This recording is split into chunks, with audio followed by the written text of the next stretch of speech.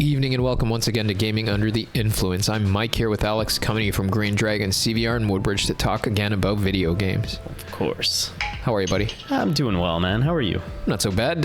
Enjoying the Metaphor ReFantazio demo. Oh, yeah. Just finished a couple of the 2024 games, actually. Stellar Blade and Black Myth Wukong both, which Stellar Blade I'd put down since May. Yeah, that's right. Yeah, you took a little break from that one. Yeah. Good to hear that you went back in and cleaned it up, finished it up there.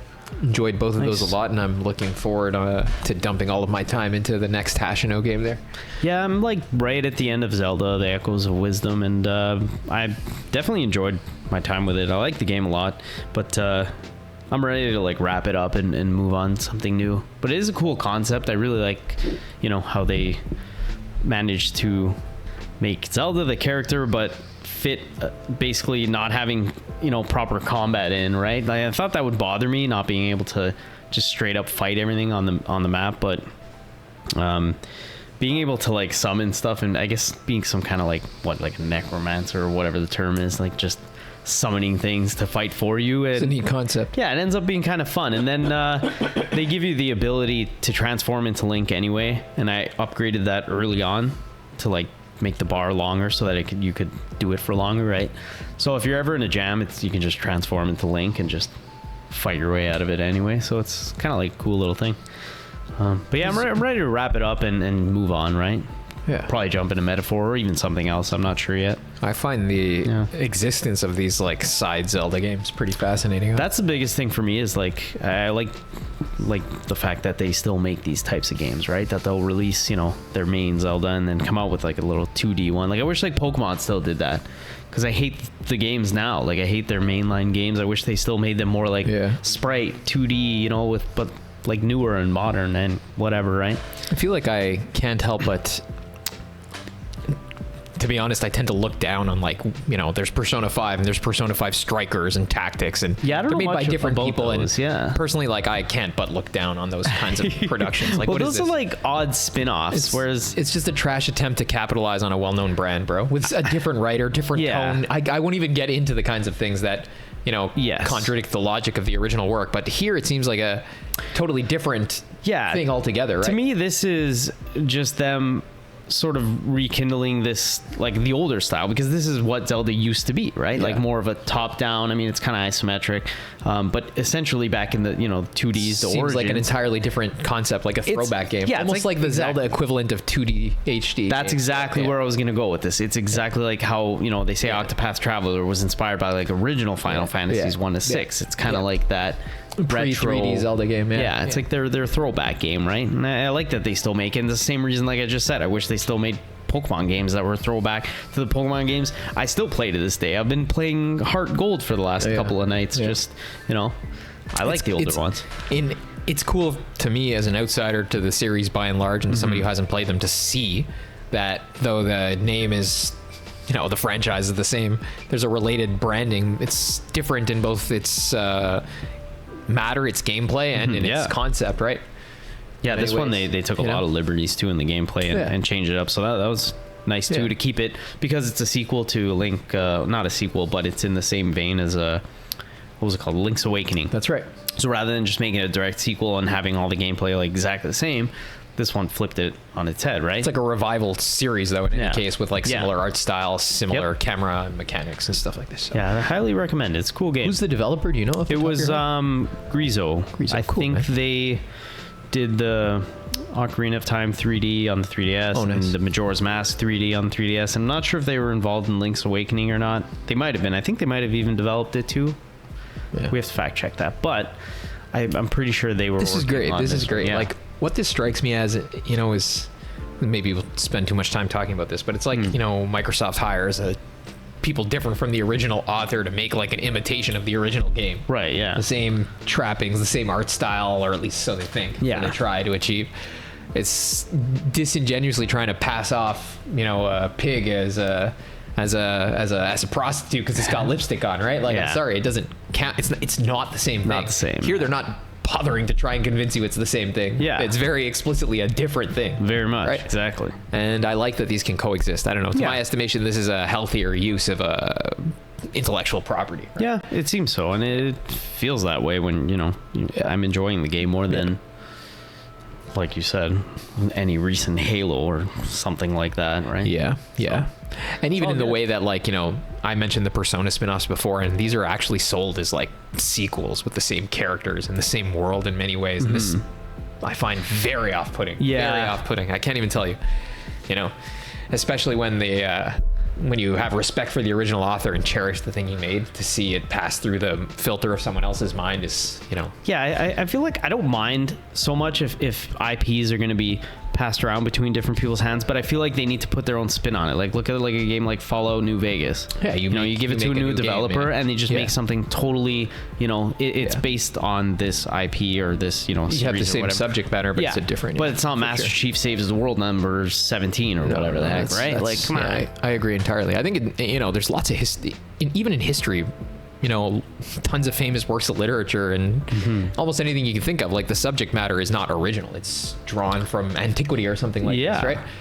Like, the guys who founded Rome, were talking about Greek goddesses, stuff like that. Julius Caesar, his family is descended from Venus or Aphrodite or whatever, right? Like, things like this, right? Like, yeah, I mean, an inspiration at the end of the day has to come from somewhere. Dante right? has pagan characters in his Divine Comedy. Like, modern literature frequently flirts with concepts from the past. I just mean to say, like, it's good to take subject matter from somebody that existed before, but if you take the very thing you're making from them, then you're not making anything at all. Yeah, right? you're not making something different or new. You're pretending to be them. It's I always like this example. It's like if you go to see a band and they're like, yeah, this is them, and it's just somebody else in a wig, and it's like, no, it's not, right? Like, I think that's the kind of thing that we have to try and avoid in these cases, and that's why I like to see these style of games. I'm not like particularly interested in playing this myself right now, but I'm happy it exists. That kind of like design diversity, right? Yeah, definitely. Yeah. It's too bad that you don't see like Konami trying something like that with Metal Gear, which they still own, and instead they're trying to remake Kojima's Metal Gear, right? Like, yeah. I don't like that. It'd be cool to see them do something different with it, but I mean, they did with Survive, and that was trash because. Trash. I mean, at the end of the day, that was like an asset. That was supposed to be like a live service thing or something. Yeah. Oh God, it was a joke. That was probably the first Metal Gear game I didn't buy like the day it launched. Yeah, I mean, it's not got Kojima, so it's what's the point of that, right?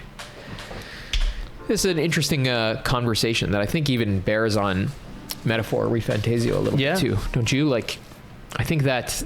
Of course, Zelda is a Zelda game, and so is the other Zelda games, but the relationship between them is not so dissimilar as the relation between Persona and Metaphor ReFantazio, right? Yeah, they have a lot of similarities, but also very, very different, big differences at the end, right? Yes. Like Persona and Metaphor have completely different settings, right? Like, that's right, for sure. But the world and the setting is different, but at the same time they have like certain preoccupations that are the same. Like they both have social systems, right? A calendar, like you have to cultivate relationships with individuals. Yeah, a lot of the same mechanics, right? Yeah. This story's like a concern with like perception of society and political issues and stuff like this, right? So it's interesting how there's like this.